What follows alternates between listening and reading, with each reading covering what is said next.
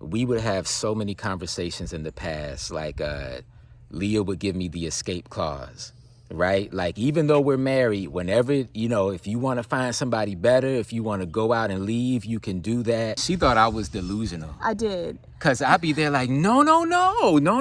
Like, if she said she was ugly, I'm like, no, you are beautiful.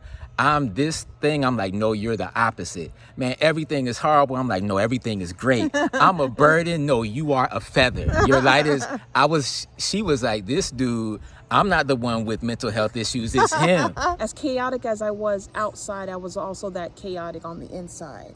You know, and a lot of that stuff, I think when you're in a partnership, like when you're in a relationship with someone who is dealing with that stuff, what ends up happening is like you end up projecting a lot of that stuff to the person closest to you. Yeah. You try to do what you think is the right thing or what you think would be the right way to convey love and all of that. And what it ends up being is like this very broken result, or this very broken version of showing that. It ends up having so many conditions, and you're at the ready to be hurt, and so you're protecting yourself, and you don't allow yourself to be authentic in that way in terms of being able to receive and give love, because you don't know how to receive love, and you don't know how to give it. And we were both trying to protect each other, though. You were like, well, if you leave, that'll protect you. And I was like, no, if you stay, I will protect you. Right. But it's kind of hard to regret it because we didn't know what we were doing. Yeah. As someone with it, I have been just as clueless as you. Yeah. I did not have the insight to just break it down to him at the very beginning, like, look, this is what's happening, this is why, this is how bad it gets, this is what, like, I had none of that. If anything, I was in a lot of denial. Especially when it touched on, is this hard? Are you sure you're okay? Are you really fit? Like, I would hide all of that stuff. And it took me until, the last 5 years to start, like, fully opening up, right? Yeah. Love is not just submissive and passive only. Love is not self-sacrificing to the detriment of yourself. I don't believe in that anymore. Like, love is like, there is love for her and for me. I wanted to show you, like, I genuinely do care, even in those times of holding you hostage, your emotions, or taking advantage. Listen, she never held my emotions hostage. Anything that happened like that, I have to take responsibility for that. Yeah, but I take responsibility for taking them for granted, and not always being cognizant of where you really were, or having the empathy to know where you were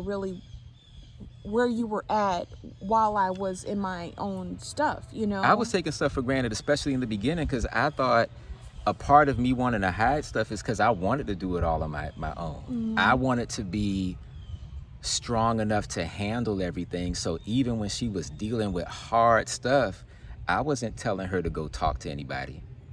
I didn't want to. And I was trying to keep that all like, we gonna figure this out ourselves. And that was not it either. I wanted to, at some point, be able to like turn my life around and show him like, yeah, like all that investment, all that love you gave, like it really worked out. Like this is how, And I didn't want her to do that for me. And even in saying that, okay, to be real, like there was a part of me that did, right? Like I was looking or hoping for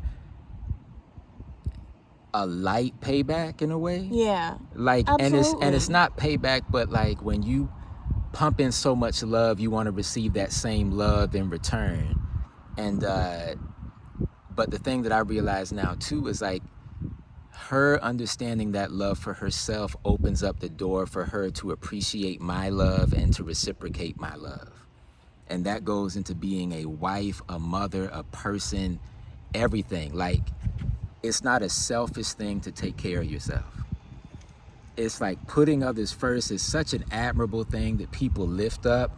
But if you do it at the sacrifice or at the level where you disregard yourself, that's not a benefit to anybody. Yeah. Yeah. I've been lifted up by so many women, and Guardia is like a really wonderful guy, a wonderful husband, a wonderful best friend, all of that. And all at the same time, like sprinkled in there have been, our moms and cousins and aunties that, would say, I'm praying for you when they don't have to, I mean, friends who will just say nice things. You all will comment and say some of the most beautiful prayers you'll type out, or beautiful, heartfelt things. And that means a lot to me. Like, you don't have to share that stuff. You don't have to put yourself online to do that. If anything, I'm usually, quick to like go back inside myself. I'm like, nobody wants to hear that. And yet you all will be so brave and say things, say heartfelt, really deep things. And that touches me so much. And I do feel compelled to want to give back in some way. And it compels me to keep trying to heal myself, because it's not only worth it for myself, but it's worth it to the girls, Amal and Nayeli. I want them to know that they always have an example of a woman that is willing to heal or accept herself despite all the negativity that could be used against her to not even be here anymore, and I want to know I can do hard things and do them well with love and intention. And I want to create that as an example for them, and also for the other young women in my life, in my family and all of that. But also for all of you, like, just to kind of like add to the chain, like, there's somebody else here working it too. Like, I'm right here in the trenches. We don't see each other. Maybe we are not able to talk, but I'm like right here as your sister in the trenches, like trying to work it out too.